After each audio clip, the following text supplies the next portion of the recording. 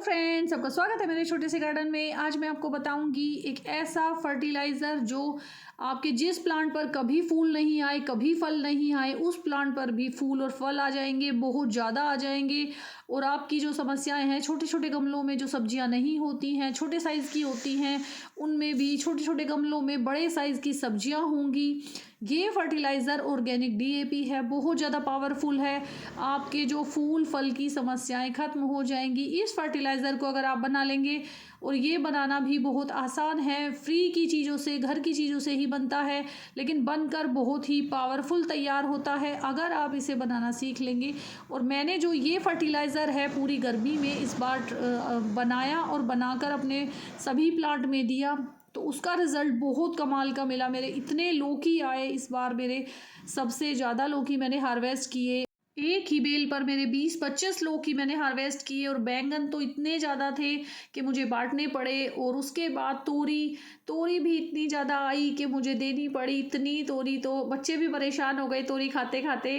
तो बहुत ज़्यादा जो मेरी हार्वेस्टिंग इस बार हुई, और इतनी ज़्यादा फिर मेरे खीरे भी हुए और भिंडी भी बहुत ज़्यादा आई इस बार। आप देख सकते हैं तोरियां तो कितनी सारी लगी थी, हर बेल पर बहुत ज़्यादा तोरियां आई थी।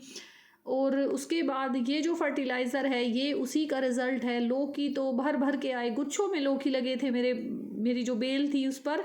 और बड़े वाले साइज़ के बैंगन भी लगे थे बहुत सारे, आप देख सकते हैं। चमक भी पूरी है, साइज़ भी बड़ा है। तो इस तरह का रिज़ल्ट अगर आपको चाहिए तो ये फर्टिलाइज़र ज़रूर बनाएं। मैंने इसे ट्राई किया है, डाला भी है बनाकर, और अपने प्लांट में सभी में दिया है, तो बहुत अच्छा रिज़ल्ट है इसका। और इतनी हार्वेस्टिंग मुझे तीसरे दिन मिलती थी। अगर आप इस फर्टिलाइज़र को बनाएंगे तब आपको पता चलेगा कि ये बहुत कमाल का फर्टिलाइज़र है। तो इस फर्टिलाइज़र को बनाने के लिए इसे मटके में बनाना है। मटका चाहिए हमें, उसके बाद चाहिए सड़े हुए केले। तो जिस केले में से रस टपकता हो, मतलब पूरा केला सड़ चुका हो, वो वाला केला आपको लेना है। और मैंने ये लिए हैं 1 दर्जन केले। उसके बाद लेनी है सरसों की खली, जो सरसों की खल होती है वो लेनी है। उसके बाद लेने हैं पपीते, और पपीता आपको लेना है, आप आधा किलो पपीता के जो छिलके हैं वो ले सकते हैं। और उसके बाद ये मैंने लिया है गुड़, तो काला गुड़ आपको लेना है। और जो सबसे मेन है वो है छाछ। छाछ आपको लेनी है।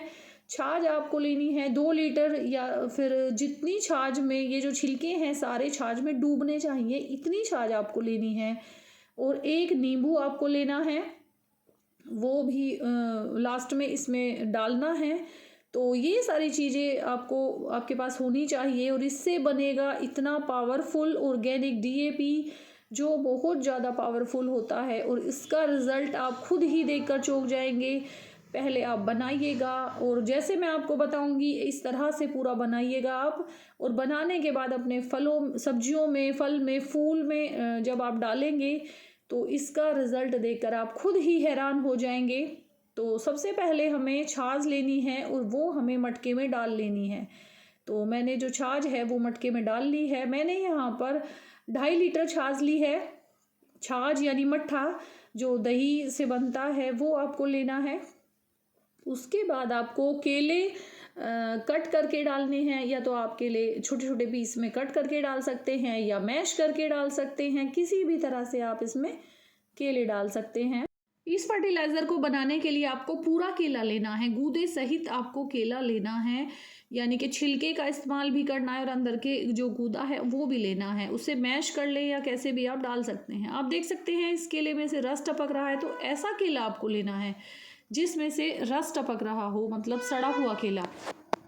जब मैंने फर्टिलाइज़र पहली बार अपनी बेल में डाला था तो उसके 10 दिन बाद का जो रिज़ल्ट था वो बहुत ज़्यादा अच्छा था। जो मेरी बेल थी उसकी ग्रोथ तेज़ी से हुई थी, उसके पत्ते थे और ज़्यादा उसमें चमक आ गई थी, जो उसमें फल थे वो ज़्यादा आने लगे थे। क्योंकि इस फर्टिलाइज़र में भर भर के पोटाश होती है, पोटाश की पूर्ति करता है। इस फर्टिलाइज़र में potash, calcium, iron, magnesium, phosphorus सभी की मात्रा होती है। और इस फर्टिलाइज़र को डालते ही हमारे प्लांट के तना मजबूत होता है, चमक बढ़ती है, ग्रोथ तेज़ी से होती है, फल ज़्यादा लगते हैं, फूल ज़्यादा आते हैं।